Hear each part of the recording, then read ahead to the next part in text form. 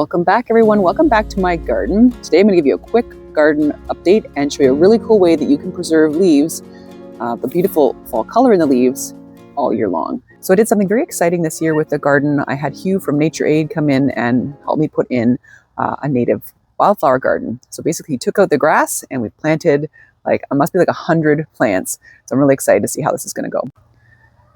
So this is kind of what I already had in here.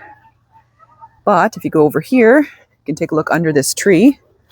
All the grass is gone. So we've got some beautiful mulch in there, some beautiful natural mulch, and some wildflowers. So got some goldenrod here and lots of other plants, including asters. You can see little clusters all throughout here of little plants he's put in for me. This is sort of my existing garden here. And then I've made a little trail to kind of connect to my next little garden here. There's all kinds of things. I'm so excited to see what they'll turn into. All sorts of cool stuff all throughout here. So I've taken the grass away because there's no point. It's been so droughty. They can't even stay hydrated. So these native plants are used to drought. They're used to harsher conditions. A lot of these are good for shade gardens. We do have a bit of sun down this bank here. So that's going down there. Look at this stuff. How cool. And I also have some beautiful native shrubs like this high bush cranberry here. So today I want to talk to you a bit about preserving these leaves to make garlands for the holidays, or you can make them for centerpieces or scatter them on the table kind of thing. So let's learn how to do that, because a lot of the native shrubs and plants we have beautiful colors in the fall. Like for example, here is a dogwood. Look at how beautiful and red that is, almost like an oak leaf. And here's my other high bush cranberry, lots of different colors here. And a good sized leaf for doing garlands. And one of my personal favorites, the chokeberry. They produce this little blackberry. It looks like kind of a little black apple, but they're really small. This one here is my native pawpaw. It's a little bit spotty there, but that might be an interesting look. We can certainly preserve that. And this one here is my wild raisin. So these are another beautiful fall leaf. Okay, so let's cut a few of these. We want to have some fresh leaves for this project. You don't want to use ones that are on the ground and crunchy. You need something that already is hydrated and directly still on the tree. And you want to use some scissors to kind of cut them open here. And I'll show you the two things we need to preserve these. So what you'll need is a vegetable grade glycerin, and we're going to have some hot water here. And we're going to mix in this bowl 1 part of the glycerin to 2 parts of hot water. So I'm just going to make it kind of in a batch. So we'll start with 1 cup of glycerin. Put that in there.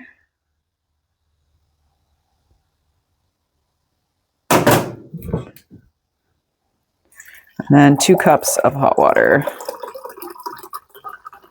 We'll mix that in there. And then it's going to kind of want to separate out a little bit. So you're going to want to stir that up. Just going to mix that up. And what the purpose of the glycerin, what it's going to do, it's going to get into the cells of the leaves and replace the water. So they'll be basically soft and pliable and preserved once you soak the leaves in this kind of solution that we're making. And to soak them, it takes about 3 to 6 days before the process is complete. So now you're going to kind of layer up your leaves in a vessel, kind of that's long like this, like a casserole dish. As you noticed, I've trimmed the edges, I've taken the little bits of the stem off so that the glycerin solution can kind of absorb into the leaves. So we're going to kind of put these all around. Maybe I'll start pouring some of this stuff in to coat them. There we go. So yeah, the leaves are going to end up being nice and shiny, but I want to make sure I'm getting it all over. So probably use a lot more than I made up here.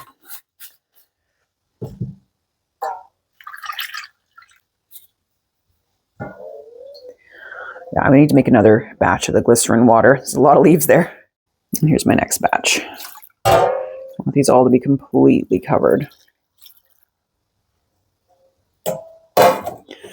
All right, so make sure you kind of lift them up. Make sure there's solution all over absolutely everything. And what you're going to want to do is you're going to want to use a plate or something to kind of keep these pushed under the glycerin and water solution. Because if they float up, they're not really going to absorb all the solution into the cells there. All right, I found this, and I'm going to weigh it down with some water to kind of keep the leaves pushed under the glycerin solution. And now we leave it for 3 to 6 days. All right, here we are in the future. It is 6 days later. Let's go take a look at my leaves and see if this process of preserving them and their color worked. All right, so you can see the leaves have been kept under the water and glycerin, but I'm a little bit worried. You can see a lot of the tannins have leached out, which I guess is expected, but I'm a bit worried. Tannins can certainly change the color of things like leaves and paper and whatnot to a nice brown color, so it may give us a little bit of an antiquing effect. Let's take a look. All right, let us see here. Ooh, look at that. Oh, cool. So we have a quick little rinse, get some of the tannins off of here. We'll just dry these out. Oh yeah, that worked really well. Look at that. Leaves are extremely supple. So I'm going to dry these out. Let's take a look at how the oak leaves turned out. Oh yeah. Okay, cool. You can see that there. Some of the reds. Colors might be a little bit muted. A little bit of over. Oh yeah, look at the sunlight kind of going through that. Perfect. So leave these out to dry. Oh yeah, look at some of these reds. So I'm getting the sunlight here a little bit for you. In the sunlight there, you can see a little bit of the reds, yellows. Oh yeah, these oak leaves are beautiful. You can see the reds have been retained. A little bit, the browns too, but it's just amazing. Leaves are extremely pliable. The greens are maintained too on the back. They're not crunchy or crispy like, if you're to preserve dried leaves. This is just a completely soft and floppy leaf. Oh yeah, look at that. Nice. And I wanted to show you here some of the pawpaw leaves. You can see how beautiful they turned out with the yellow. And again, nice and soft. So these dry, these are going to be fantastic. I'm really excited to use these for like a fall table arrangement or like a garland. These colors turned out really good. And my favorite are obviously these oak leaves with the color, and looks like a little bit of insect damage, but it gives it a really unique look. All right, there we go. That's all of them. How cool is that? They look amazing. One of my favorites too. The maple leaf. Look at the color on that. Cool. Yeah, definitely think I'd be afraid to go a little bit longer than the 6 or 7 days, because certainly the tannins will impact the overall long-term color, but they preserved quite nicely. Now I'm going to let them dry, and we'll have a quick boo with them when they're dry. So here they are. They are mostly dried out here, and you can see they've retained kind of like a glossy look to them, and of course extremely pliable. I'm so excited. This is a great project. Lots of fun, safe. You can do this with the kids or whatever, and very nice, for a nice Thanksgiving spread or holiday spread on your table, or just like a little, I don't know, something on your mantle, whatever, I don't know. Get creative with it. Yeah, let me know if you guys want to try this, or if you have tried this and how it worked out for you. I'm super happy with everything here. The colors are maintained, and I got a nice wide variety of the leaves in my area here. So it's pretty exciting to have these, and I'm sure they'll last quite a while like this. I do expect the colors over time to kind of mute down a little bit or change. But hopefully we can preserve this color for a while, especially this pawpaw leaf. This is really cool. That is so special.